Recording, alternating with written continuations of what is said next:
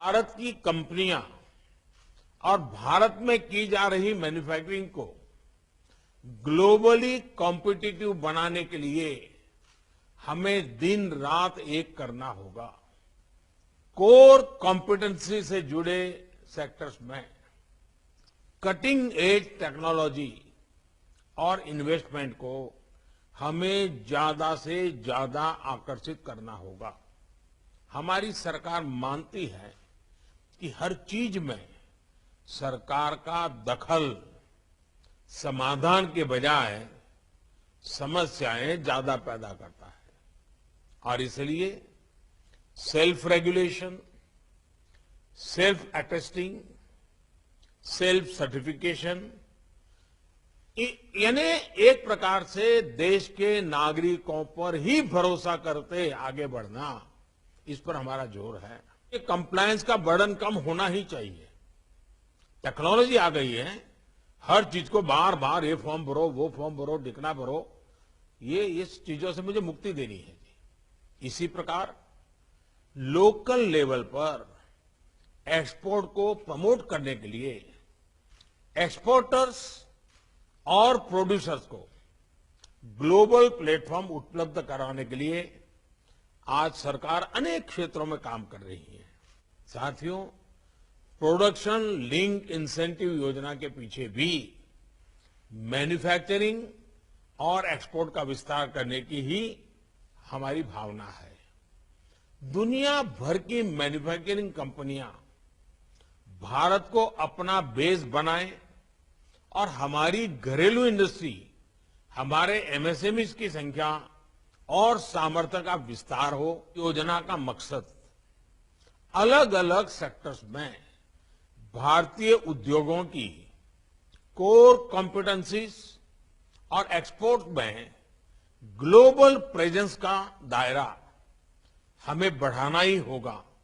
सीमित जगह पे, सीमित देशों में, सीमित आइटम लेकर के और हिंदुस्तान के 2-4 कोने में से ही एक्सपोर्ट, ये स्थिति हर प्रकार से बदलनी है। हिंदुस्तान का हर जिला एक्सपोर्ट में क्यों ना हो, दुनिया का हर देश भारत से इंपोर्ट क्यों न करता हो, दुनिया के हर देश में, हर इलाके में क्यों ना हो, हर प्रकार की चीजें क्यों ना हो।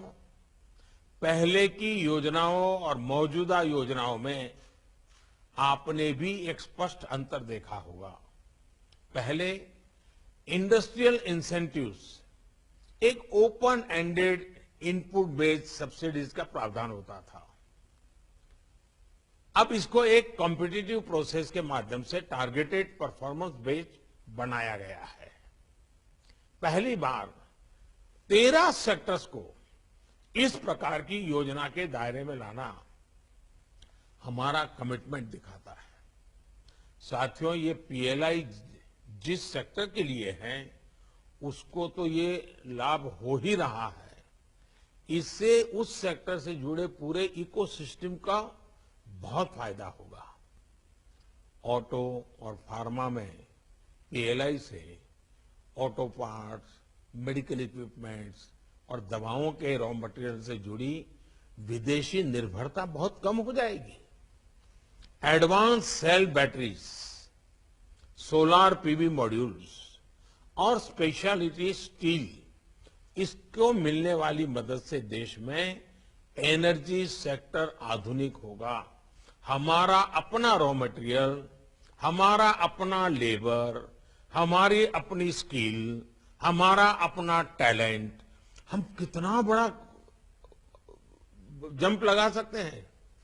अभी आपने कल ही देखा है कि भारत के प्रस्ताव के बाद संयुक्त राष्ट्र ने, यूनाइटेड नेशंस ने वर्ष 2023 को, यानी 2 साल के बाद 2023 को इंटरनेशनल ईयर ऑफ मिलेट्स घोषित किया है। साथियों, इस वर्ष के बजट में पीएलआई स्कीम से जुड़ी इन योजनाओं के लिए करीब 2 लाख करोड़ रुपए का प्रावधान किया गया है। प्रोडक्शन का औसतन 5% इंसेंटिव के रूप में दिया गया है। यानी सिर्फ पीएलआई स्कीम के द्वारा ही आने वाले 5 सालों में लगभग 520 बिलियन डॉलर का, 520 बिलियन डॉलर का प्रोडक्शन भारत में होने का अनुमान है। इंडस्ट्री को तो प्रोडक्शन और एक्सपोर्ट में तो लाभ होगा ही, देश में आय बढ़ाने से जो डिमांड बढ़ेगी उसका लाभ होगा, यानी 2 गुना फायदा। आईटी हार्डवेयर और टेलीकॉम इक्विपमेंट मैन्युफैक्चरिंग से जुड़ी 2 पीएलआई योजनाओं को कैबिनेट से स्वीकृति भी मिल चुकी है। टेलीकॉम इक्विपमेंट मैन्युफैक्चरिंग में भी आने वाले 5 साल में करीब 2.5 लाख करोड़ रुपए की वृद्धि होगी। साथियों, भारत में आज जो विमान वैक्सीन की लाखों डोज लेकर दुनिया भर में जा रहे हैं, वो खाली नहीं आ रहे हैं।